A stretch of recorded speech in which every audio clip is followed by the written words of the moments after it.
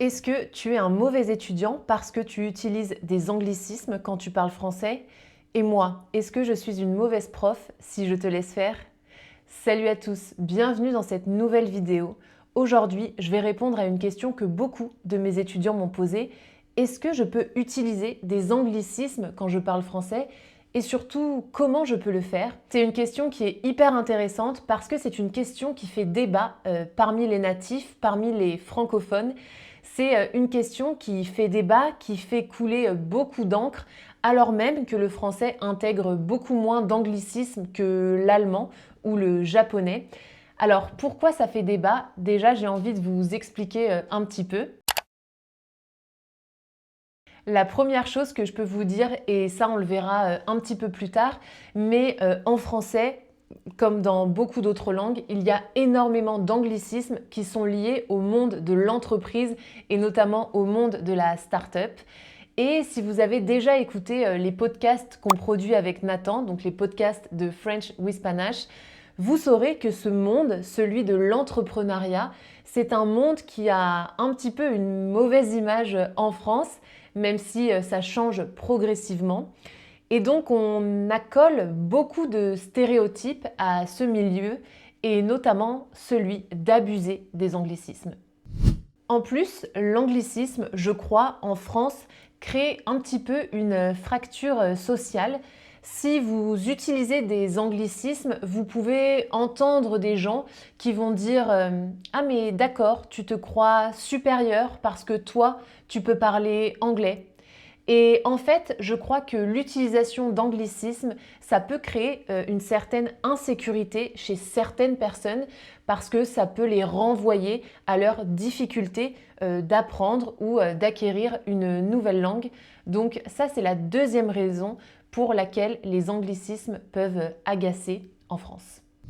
Et la troisième raison, vous le savez sûrement si vous avez écouté et regardé une de mes précédentes vidéos qui s'appelle « Le français est une langue facile ». Mais les Français, nous avons une relation extrêmement particulière à notre langue. Et quand on la sent un petit peu menacée peut-être par l'invasion des mots anglais, eh bien on peut réagir au quart de tour, c'est-à-dire qu'on peut réagir un peu violemment et ça explique aussi pourquoi il y a cet agacement et cette colère autour des anglicismes. Et puis je pense qu'il y a parfois un petit sentiment d'infériorité parce que l'anglais a réussi là où le français a échoué. Bah ouais, l'anglais c'est et ça restera encore pendant très longtemps, je pense, la langue véhiculaire, celle qui permet au plus grand nombre de communiquer. Ça permet de réunir des gens qui ne partagent pas la même langue et qui viennent également de cultures différentes. Du coup, pour toutes les raisons que je vous ai évoquées, vous vous en doutez, mais il y a énormément d'anglicismes dans la langue française, même s'il y en a moins que dans d'autres langues. Donc moi, si je ne les connais pas ou si je ne vous les enseigne pas, je crois que c'est un peu une faute professionnelle. Alors, à la question de savoir quels sont les anglicismes les plus utilisés, je crois que ça va surprendre personne, mais ceux qui sont les plus utilisés et ceux qui sont presque les plus nécessaires, ce sont ceux qui sont liés au monde de l'entreprise. Business, feedback, brainstorming, qu'on raccourcit pas mal en brainstorm. Ce sont des mots que vous entendrez dans le monde professionnel français si vous travaillez en France. Et j'ai même envie de dire que c'est des mots que vous devriez adopter par mimétisme, mais aussi par nécessité, parce que ce sont des mots qui n'ont pas vraiment d'équivalent en français. Alors, il peut y avoir un équivalent, par exemple, pour le mot call. Quand on dit j'ai un call, on pourrait très bien dire j'ai un appel en français. Mais c'est vrai que le mot appel a moins le côté professionnel que peut avoir le mot call. Donc ça, c'est des anglicismes qui n'ont pas d'équivalent en français. Donc, par conséquent, on ne peut pas trop s'en passer. Et ça existe dans d'autres domaines. Le premier domaine auquel je pense, c'est celui des réseaux sociaux. Je pense notamment à l'action de liker quand vous scrollez, quand vous défilez votre feed, votre feed sur les réseaux sociaux.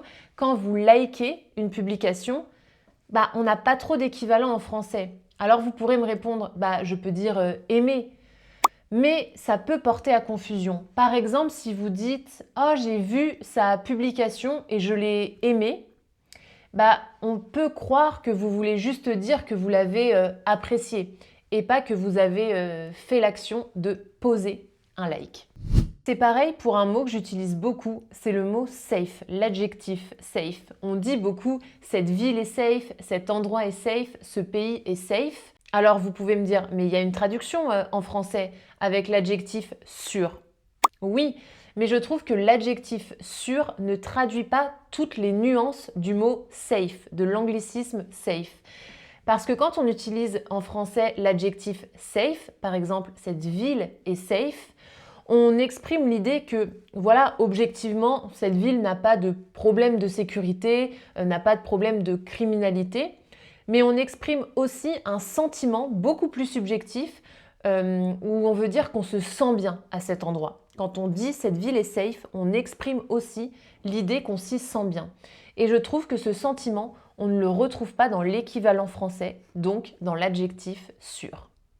Petite parenthèse parce que vous savez que les Français ne font jamais rien comme les autres et il y a en français des anglicismes qu'on a un peu inventés, c'est-à-dire qu'on se les est appropriés et qu'ils ne veulent pas du tout dire la même chose qu'en anglais, donc dans la langue originelle. Ça, par exemple, pour nous, c'est une basket et pas une sneakers, comme c'est le cas en anglais, même si c'est vrai que maintenant, les jeunes se sont un peu réapproprié le mot sneakers. Mais là encore, le sens, il est un petit peu différent. La sneakers, on va dire qu'elle est un peu plus tendance, un peu plus à la mode que la basket qui va être un peu plus neutre et un peu plus utilisée pour parler des chaussures de sport en général. C'est exactement la même chose avec le mot footing. Bon, le footing, c'est la course à pied, c'est quand on sort courir avec nos baskets de préférence. Et je sais qu'en anglais, c'est un jogging quand on fait cette activité. Bon, nous, en français, un jogging, c'est un pantalon de survêtement. Donc un peu rien à voir.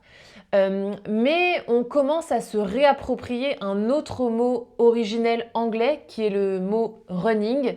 Mais là encore, il y a un petit peu une différence. On va dire que le running, même si ça a la même signification que le footing, qui est donc de courir dehors, on va dire que le running est un peu plus à la mode. C'est un peu plus à la mode de dire je fais du running que de dire je fais du footing.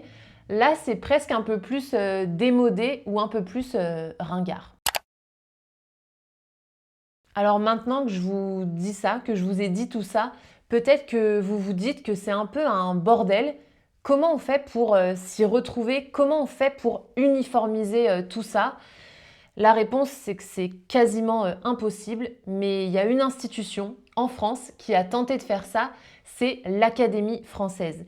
L'Académie française, en gros, c'est l'institution qui régule la langue française en France. Bon, honnêtement, elle est largement critiquée pour sa rigueur et pour son conservatisme, mais les membres ont quand même tenté de trouver un petit peu des alternatives à des anglicismes qui étaient très présents dans la langue française. Mais je préfère vous le dire, ça n'a pas pris. Les Français ont décidé de ne pas utiliser ces propositions tout simplement parce que c'était à des kilomètres de la réalité linguistique de notre pays. Je vais juste vous donner un exemple et vous allez voir à quel point les propositions de l'Académie française sont un peu lunaires. Je vais vous donner l'exemple de week-end.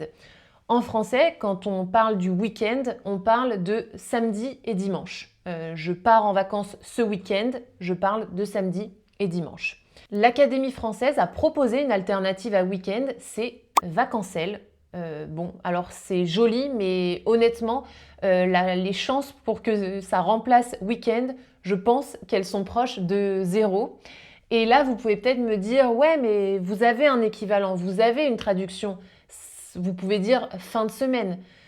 Mais là encore, ça crée une confusion. Quelqu'un qui me dit, je vais au restaurant en fin de semaine, je pars en vacances en fin de semaine, je peux me dire, mais c'est quoi? C'est jeudi, c'est vendredi peut-être. Et je ne vais pas forcément comprendre que c'est samedi et dimanche.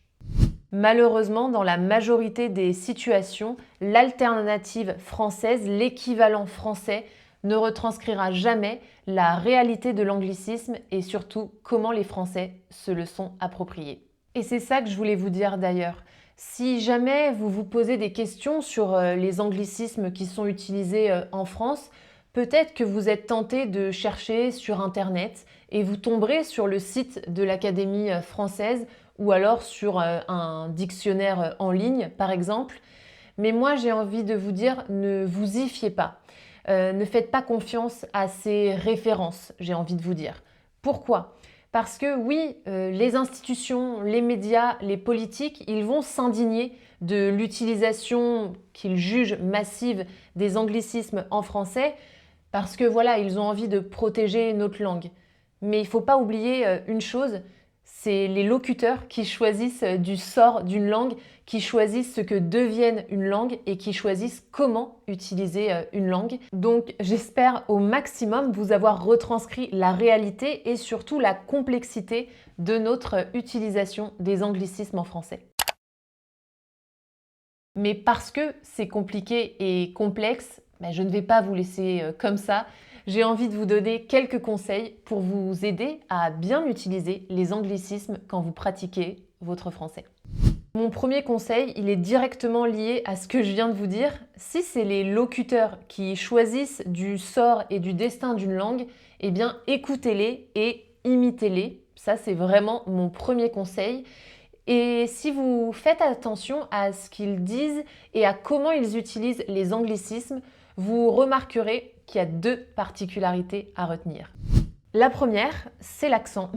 Peut-être que vous l'avez remarqué tout au long de la vidéo, mais on prononce nos anglicismes avec un accent bien français. Pourquoi ? Parce que je crois que je vous l'ai dit au début de la vidéo, mais quelqu'un qui va prononcer un anglicisme avec un bel accent anglais ou américain, bref, anglophone, ça va être un peu perçu comme un snobisme. On va trouver ça un peu snob. Je sais, c'est bizarre, mais c'est comme ça actuellement dans la réalité linguistique française. Donc, prenez votre plus bel accent français quand vous utilisez des anglicismes et comme ça, vous pourrez vous fondre dans la masse. Et la deuxième particularité, c'est que oui, nous utilisons des anglicismes, mais nous n'en abusons jamais. Retenez bien ça, les Français n'abusent jamais des anglicismes et quelqu'un qui va en utiliser à tout bout de champ, c'est-à-dire beaucoup, plusieurs par phrase, ça peut nous hérisser le poil, ça peut nous agacer et aussi ça peut être assez insupportable à écouter. On a une petite citation en français, on dit que tout ce qui est excessif est insignifiant. Alors retenez bien cette citation et adaptez-la à votre pratique du français. Voilà, c'est tout pour moi pour cette nouvelle vidéo. Merci de m'avoir écouté jusqu'au bout. J'espère que ça vous a aidé et que ça vous a aussi éclairé. Petite précision, si des Français tombent sur cette vidéo, si jamais vous êtes outré par ce que je dis ou par la manière dont j'enseigne, sachez que ce n'est pas moi qui fais la langue, c'est les locuteurs, c'est les Français au quotidien. Et moi, j'essaye juste de retranscrire le plus fidèlement possible la réalité linguistique de notre pays en 2025. Et si à vous, chers étudiants qui apprenez le français, on vous reproche d'utiliser des anglicismes quand vous parlez notre belle langue, dites à votre interlocuteur qu'il en utilise certainement sans même s'en rendre compte. Je suis sûre qu'il part en week-end et qu'il met des baskets pour aller faire un jogging. Et je crois que ça n'a jamais tué personne d'utiliser des anglicismes. Je vous dis à la prochaine. Ciao, ciao!